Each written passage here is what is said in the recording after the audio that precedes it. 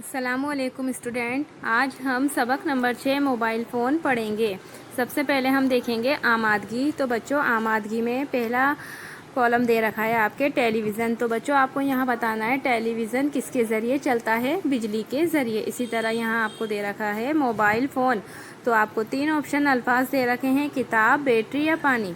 तो किससे चलता है बच्चों मोबाइल फ़ोन? बैटरी से। जैसा कि हम सब जानते हैं, मोबाइल फ़ोन आज के दौर में बहुत ही कीमती सरमाया है।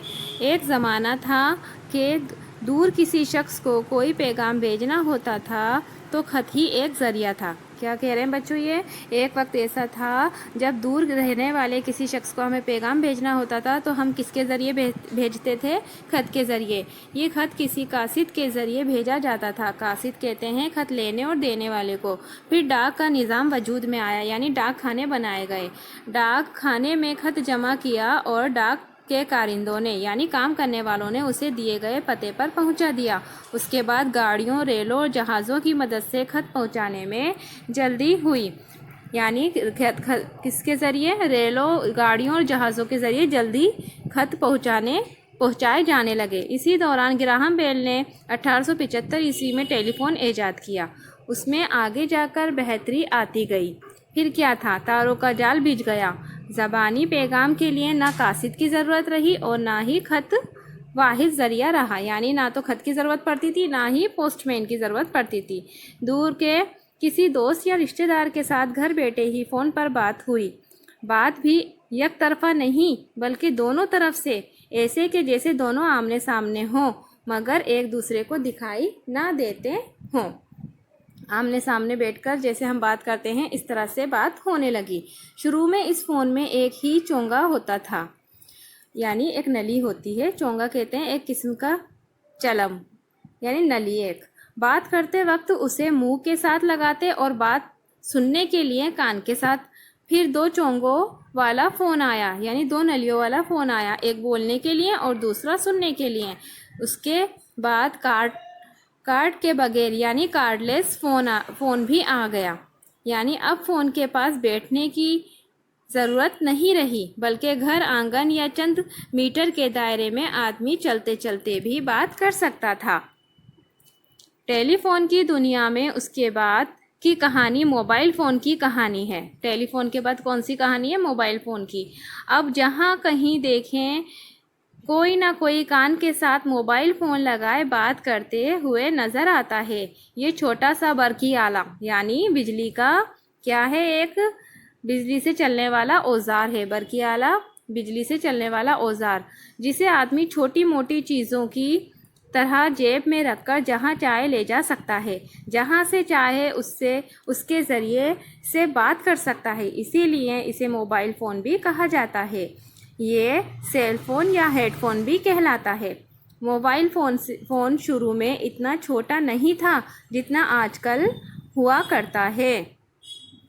मोटोरोला कंपनी के मार्टिन कॉपर ने पहली बार जिस फ़ोन की नुमाइश की उसका वज़न 2 किलोग्राम था। उसने बेल कंपनी के डॉक्टर जॉयल इंजिल को 3 अप्रैल 1973 ईस्वी को इस पर पहला फ़ोन किया।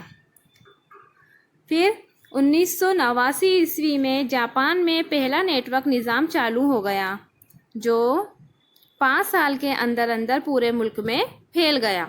उसके बाद चंद ही बरसों में इस सहूलत का इस्तेमाल पूरी दुनिया में होने लगा। अब तो दुनिया के कोने कोने का आदमी नेटवर्क के साथ जुड़ा हुआ है। वो जब और जहां चाहे इसके ज़रिए दूसरों के साथ बात कर सकता है।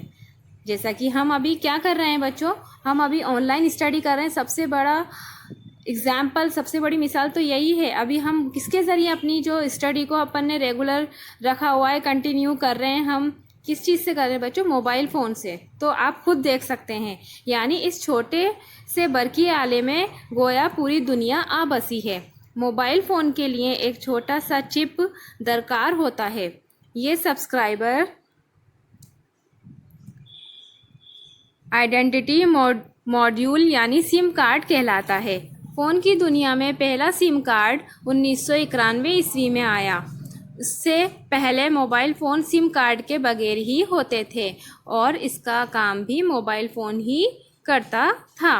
چھوٹی سی ڈاک ٹکٹ کے سائز کے اس سم کارڈ سے فائدہ یہ ہوا کہ اسے ایک فون سے نکال کر دوسرے فون میں لگایا جا سکتا ہے، ورنہ اگر فون کسی وجہ سے خراب ہو جاتا تو سارا ریکارڈ ضائع ہوتا تھا۔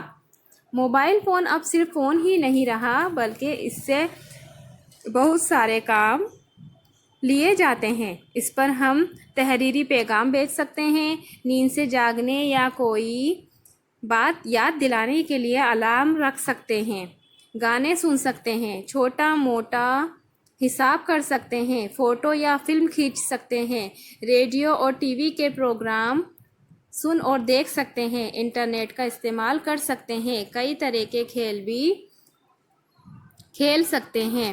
1998 میں اس کو کاروبار کے لیے استعمال میں لایا گیا، جب فن لینڈ میں پہلی بار رنگ ٹون فروخت ہونے لگے۔ کیا ہونے لگے؟ رنگ ٹون فروخت ہونے لگے۔ اب تو خبریں، موسم کا حال، لطیفے، اشتہار، گرز طرح طرح کی سہولتیں اس کے ذریعے حاصل ہوتی ہیں۔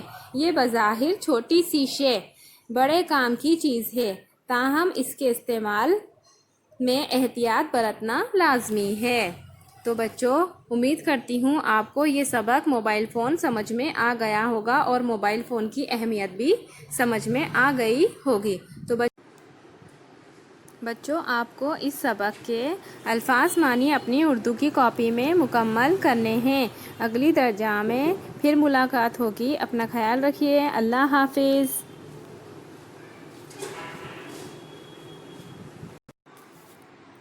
السلام علیکم اسٹوڈینٹ، آج ہم سبق نمبر 6 موبائل